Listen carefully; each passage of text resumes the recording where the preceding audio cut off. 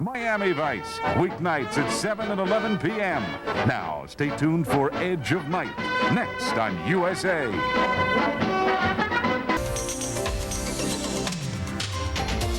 You're watching USA, Cable's entertainment network.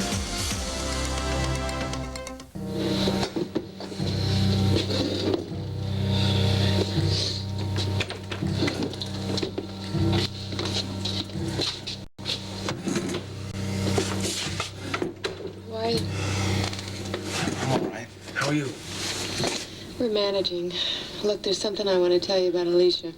Oh, yeah, one of the jailers told me she's pulled another disappearing act, hasn't she? Skipped out of the judge's chambers the second you were arrested. She was planning on double-crossing me right from the very beginning. Look, frankly, I don't know how you thought you were going to get her to testify in Raven's behalf at all. I mean, you were the one who told me that you couldn't be easily swayed. It doesn't matter what I did or how I did it. It obviously was not that persuasive. Well, neither was I. Oh, you testified already? Oh, yes, I was the best witness the prosecution had. Well, it can't have been that bad. Almost. What does that mean? It means that Mike Carr collapsed during his cross-examination. Some kind of spasm. He's got high blood pressure. What does that mean for Raven if Mike can't continue? Well, I haven't really had time to think about that. We've been trying to arrange for your bail. Yeah, well, that's the first good news since I've been in here. How much are they going to ask for? Well, it's not going to be quite that cut and dried. I mean, aside from your contempt of court and disorderly conduct charges, there's also the matter of you breaking illegally into Rick Mead's safety deposit box. Not to mention the fact but that what I'm asking is, I don't care how much it is, just how much am I going to have to pay for the bond? They didn't set the cost, Sky. Well, all right, when are they going to? They refused bail. They refused? I'm sorry. You're going to have to stay in jail.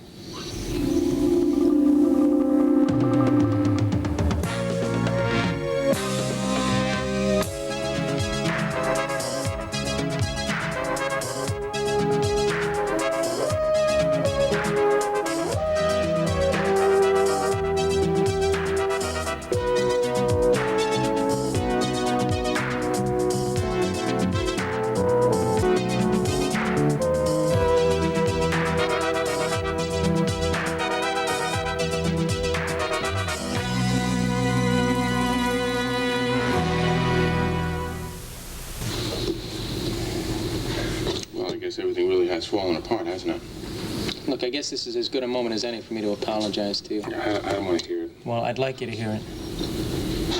All right, just make it quick. I'd like to spend some time with my wife alone. Look, when I started this case, I thought I had a very good plan. I know it was unorthodox, but I thought I could pull it off. And it was working very well. The jury hated me, and when that juror saw Raven confronting Trahaney, it was a perfect moment for me to have my conversion when I would suddenly realize her innocence. Theoretically, it should have worked. In reality, it was a complete failure. I'm sorry. I just want you to know that I did the best I could. Yeah, I know. But let's face it, everything I've done has been a complete failure, too. Look, all the evidence against Raven is still as circumstantial as it ever was. And if I can convince the jury of that during my summation, we still have a chance of winning. You think so? Yes, I do. Anyway, again, I'm very sorry. Thanks, Brian. I'll see you tomorrow in court. Yeah.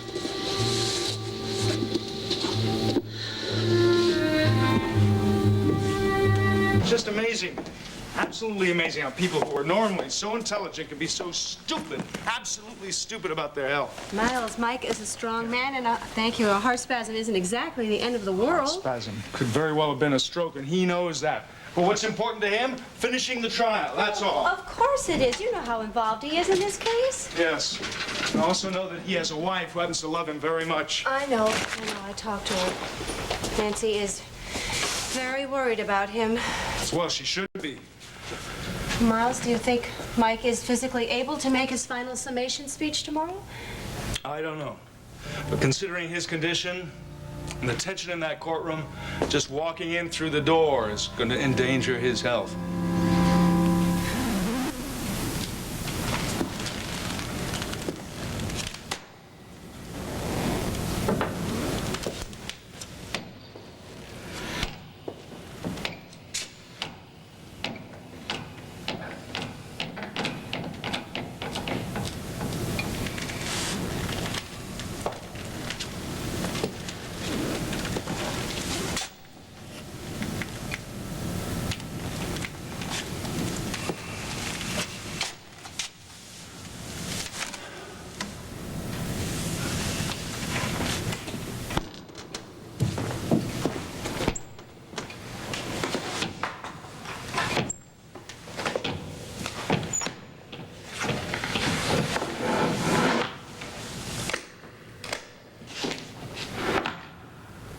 Mike, you all right? I sincerely wish people would stop asking me that question. Sorry. Brian, wait a minute. If you're not too busy, wouldn't mind some company. First of all, if there's any apologizing to be done, I'm the one who should do it. I was pretty hard on you the other night at the men's club. Deservedly so. You were right. I was trying to manipulate the emotions of the jury, not just arguing the case. Just one of my many mistakes during this trial. This hasn't been an easy case for either one of us, has it? No, it hasn't. And one of us still has to lose. There are no winners in a case like this one, as far as I'm concerned. I've already lost, and a guilty verdict isn't going to change that. I don't understand. One of my dearest friends is dead, and another has had her family torn apart. If winning could erase that kind of pain, I'd be racing to the finish line. But it can't. So there's not really much to be gained by a victory. Well, what a victory means is that you accomplished what you set out to do. Is that what it means? Whatever my personal feelings may be, Raven's guilt or innocence is up to the jury to decide. They haven't already decided. Is that a note of defeat I hear in your voice? If it is, it doesn't suit you. Look, Mike, I don't think that I've ever felt as helpless as I do right now. I am convinced that Raven did not kill Logan Swift. Well, we'll know soon enough, won't we? And if I do lose? You won't be the first attorney to lose a case, nor the last. God knows I've lost my share. So then what am I supposed to do? Pat myself on the back for giving it the old college try, turn around and pretend that Raven Whitney never existed? If that's what it takes to make you the kind of lawyer I think you're going to be, then harsh as it sounds, I think the answer has to be yes. You'll learn, Brian. We all learn. It's pretty tough learning it to the expense of your client. I mean, I've learned a lot. Raven may still go to prison for the rest of her life.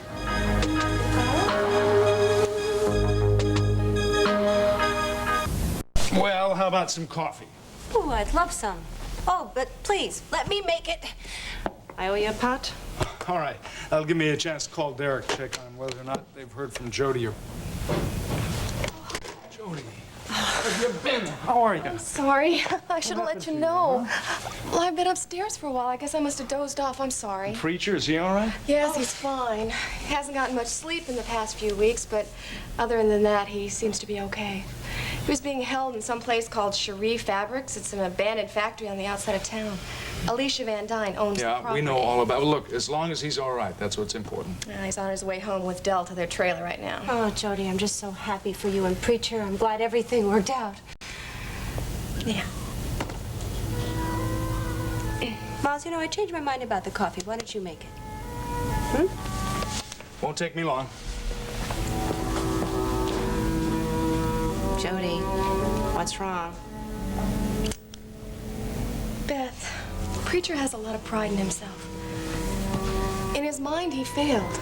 I mean, working for Mr. Whitney meant a lot to Preacher, and, well, right now, he feels like he let the Whitneys down when they needed him the most. You know, I remember the first time I appeared in the court of law. I was defense counsel then, just as you are now, and I was just as cocky and just as confident. A lot of that confidence is gone. Confidence doesn't come from winning or losing. It comes from fighting for what you believe is right. Sometimes that isn't always enough. No, but there will be other cases where it will seem like more than enough. Brian, you're not a bad attorney. In fact, you have the potential to be an excellent one. You can't allow one mistake to ruin your career. Forgive me for asking. It's been pretty tough on you the last couple of weeks. Why do you give a damn about my career? Alicia's gonna get away with murdering Logan, isn't she? No, she isn't. She didn't kill him. Oh, Skylar. She told me everything that happened that night, and I believe it. That is absolutely impossible. She was the only one in there with Logan when you broke in. All the windows and doors were barred shut. This story about a struggle in a man's voice is... Yeah, but the point is, Raven, that I heard the same voice. So what are you saying? A ghost killed Logan? No, I'm not saying it was a ghost any more than there were ghosts in the Whitney Manor last winter. A ghost didn't pull the trigger. So who did pull the trigger? Alicia couldn't tell, but she was in the next room. She was telling the truth when she mentioned the voice. I know because I heard the same thing. I'm certain now that I know everything that Alicia did. So what's that supposed to mean? I don't know, Raven, but it means that somehow I know all the circumstances that will lead me to discover Logan Swift's killer. Oh, Skylar, give it up. What can you do in prison? I can do the most important thing that I can think of. I can think. I can put all the clues and all the circumstances together and try to account for every minute at a time. The answer's got to be there someplace, Raven. It has to be. Why don't we just give up? We can't give up, Raven. That's the last thing we can do is to give up.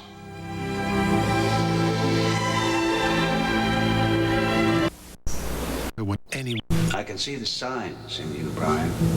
Here at the crossroad, most lawyers come to during their careers. And I would hate to see this one failure make you choose the wrong road.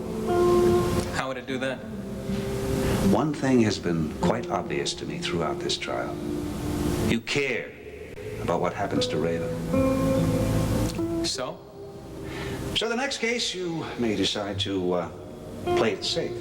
And the case after that. And pretty soon you find that you'll be caring even less for each new client. They all start to blur together. In a sense, we're pretty much like doctors. We both walk a fine line. Too much caring, we can't function. Not enough caring, and we lose the one thing we can't afford to be without. Which is what?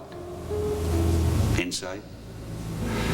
Without insight, we can no longer separate good from evil, right from wrong. And in this business, that makes us next to useless. Why are you telling me all this? The reason I came back to the courtroom this evening was because I have to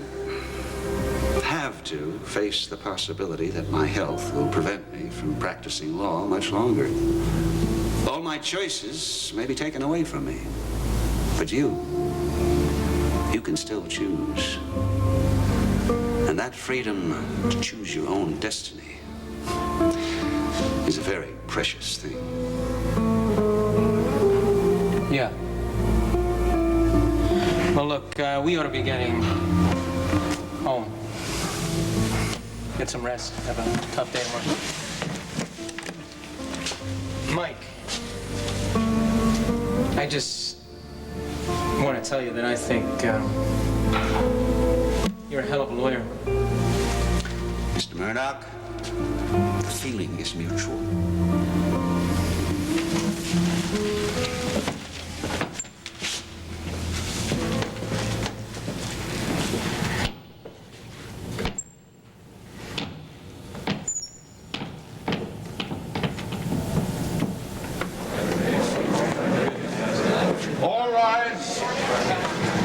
Criminal Court of Monticello is now in session. The Honorable Judge William J. Trahaney presiding.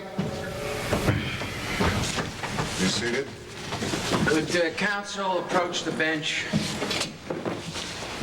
Mr. Carr, are you well enough to continue? Yes, Your Honor. I am. In that case, you may begin your closing statement. Thank you, Your Honor. Bailiff, would you set up the timetable for me once more, please?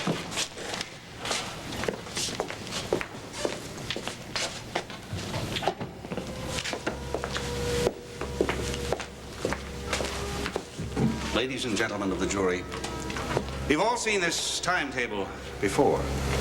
On it, I will now trace, in their entirety, the events of the night of July 16th, the night that Raven Whitney shot and killed Logan Swift for the love of a little boy.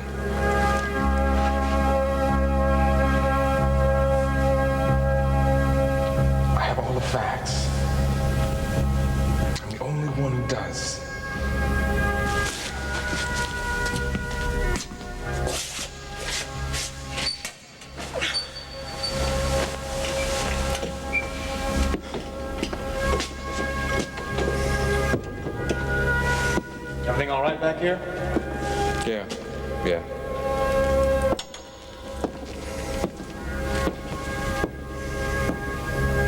Everything will be just fine when we solve this damn murder.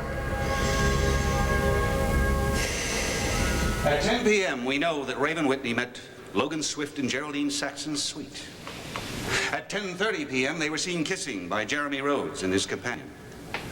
Now, if we are to believe anything the defendant has told us, it must be that her original intention that night was to fight for the custody of her son. But Jamie Swift has testified in judge's chambers that his father's intention in meeting Mrs. Whitney was clearly to win his ex-wife back. Given these facts, it becomes fairly obvious that Logan Swift initiated that first kiss. Mrs. Whitney must then have refused his embrace. Only Mrs. Whitney, were she to tell the truth, can testify to the fight that must have occurred then. Logan, in his anger, told her that he would keep custody of the boy and that she would not even be permitted to see him. He then stormed out of Mrs. Saxon's suite and returned to his own, where he felt he had every reason to drink, to cry even, over his failure to reunite his family. Now, we know that the Whitney house is only 15 minutes away from the Monticello Arms Hotel by car at that time of night. Yet, according to a reliable witness, Mrs. Whitney did not return home until 11 p.m. The question is, what was she doing during that critical span of time? The answer, getting Mrs. Saxon's gun and formulating her plan to murder Logan Swift. She knew where the gun was kept, having used it before to threaten violence. There is only one way that gun could have gotten from Mrs. Saxon's suite to Logan Swift's in order to kill him. Mrs. Whitney took that gun. But she did not go directly to Mr. Swift's apartment. No, having thought her plan through, she realized she would need an alibi. So she left the hotel and returned home, only to leave again moments later. This time she went back to the hotel in stealth, entering the service entrance. Unfortunately for her, she was seen by a busboy. Not knowing this, she went up to Logan Swift's room. At that very moment, Mr. Swift was calling mind talk. For obvious reasons, he was in great despair and needed someone to talk to, so he tried to reach his friend, Dr. Kavanaugh. As you have heard, the phone was off the hook, and Mrs. Whitney's arrival was recorded by Mind Talk's tape recorder. It recorded Mr. Swift innocently opening the door to Mrs. Whitney. When she arrived at that door, Logan Swift had only minutes left to live.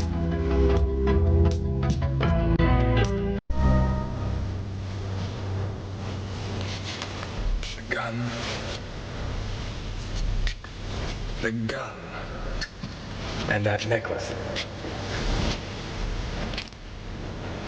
They've got to be the keys to the murderer.